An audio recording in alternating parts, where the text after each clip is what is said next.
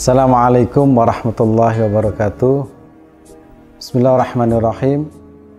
Alhamdulillahirrabbilalamin. Wassalatu wassalamu ala asyrafil anbiya wal mursalin Sayyidina wa habibina Muhammadin wa ala alihi wa sahbihi ajma'in, amma ba'd. Qala Allah Ta'ala fi kitabil karim, a'udhu billahi minasyaitonir rajim, khudh min amwalihim shadaqatan tutahhiruhum wa tuzakkihim. Al-ayah.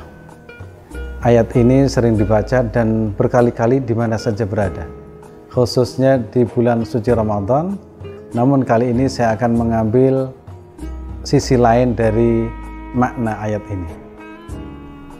Kalau kita melihat ayat ini, di situ ada kalimat yang sangat menarik, yaitu khudh min amwalihim shadaqatan tutahhiruhum, yaitu Nabi Muhammad SAW diperintah oleh Allah Subhanahu wa Ta'ala untuk mengambil harta orang-orang kaya. Sekali lagi, orang-orang kaya itu orang-orang yang cukup secara materi. Artinya orang kaya itu punya sisi lain, yaitu semakin banyak duitnya itu semakin pelit, sehingga harus ada sebuah ayat yang memaksa orang-orang kaya itu diambil zakatnya. Oleh karena itulah khudh min amwalihim, ini perintah, khudh min amwalihim shadaqatan tutahhiruhum wa tuzakkihim. Karena mau tidak mau, kalau tidak dipaksa, orang itu akan menikmati hartanya dan enggan mengeluarkan zakatnya. Dengan diperintah dengan secara kuat, akhirnya walaupun dengan terpaksa, hatinya itu grundel, mereka tetap akan mengeluarkan zakat. Maka di sini perintah khudh min amwalihim, ai harta orang-orang kaya. Tujuannya apa? Khudh min shadaqatan tutahhiruhum, untuk mensucikan. Perlu diketahui ya, orang itu mencari harta benda, baik itu petani, pedagang, dosen, dokter, pejabat, apalagi yang kadang hanya duduk-duduk mendapat uang yang begitu banyak dengan kerja mereka. Itu kalau tidak dipaksa, pasti mereka itu akan mengumpulkan harta-harta itu untuk kepentingan dirinya sendiri. Rumahnya di mana-mana, sawahnya di mana-mana, kebunnya di mana-mana, dan yang diberikan untuk Islam hanya 2,5%. Maka ini perintah, tidak boleh dibantah. Khudh min amwalihim shadaqatan tutahhiruhum wa tuzakkihim. Nah, di sini tathhir, membersihkan harta, ternyata dengan cara seperti itu. Coba kita lihat. Apakah harus orang kaya saja? Kalau kita melihat makna ini, tidak harus orang kaya, karena orang biasa-biasa pun kadang mencari nafkah, mencari rezeki, itu caranya juga tidak baik. Contoh, saya pernah naik angkot, saya pernah naik bis. Begitu saya masuk bis, terus dikatakan, "Mas, kurang satu lagi ya, tunggu." Ternyata setelah saya masuk ada lagi ya satu datang. Saya tunggu sampai misalkan setengah jam, ternyata berdatangan.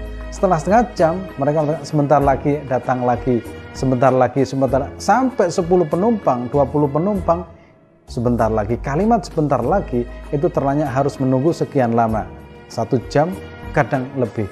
Maka harta yang mereka peroleh otomatis menyakiti hati orang lain. Maka dengan cara khudh min amwalihim shadaqatan tutahhiruhum, yaitu sedekah itu membersihkan harta mereka. Maka siapapun dimanapun ya, kalau punya uang, punya duit, jangan menunggu kaya kemudian sedekah. Jangan menunggu harta melimpah sedekah. Apa yang ada kita bersihkan dengan cara bersedekah, dan khususnya pada bulan Ramadan, yaitu kita membersihkan dengan zakat. Nah, zakat ini membersihkan harta kita. Nah, zakat, infak dan sedekah kalau kita keluarkan di bulan suci Ramadan itu nilainya lebih. Karena apa? Orang yang bersedekah atau berzakat di bulan suci Ramadan, kita mendapatkan keberkahan bulan suci Ramadan yang disebut, yaitu bulan yang penuh berkah, kebaikan melimpah. Bahkan satu kebaikan itu dilipat gandakan. Bayangkan kita sedekah ya, berbagi kepada sesama di bulan suci Ramadan, maka kebaikan akan melimpah. Tapi jangan kemudian fokus untuk bersedekah menunggu bulan suci Ramadan, ini hanya momentum. Maka setiap bulan apapun kalau kita ingin bersedekah, bersedekahlah.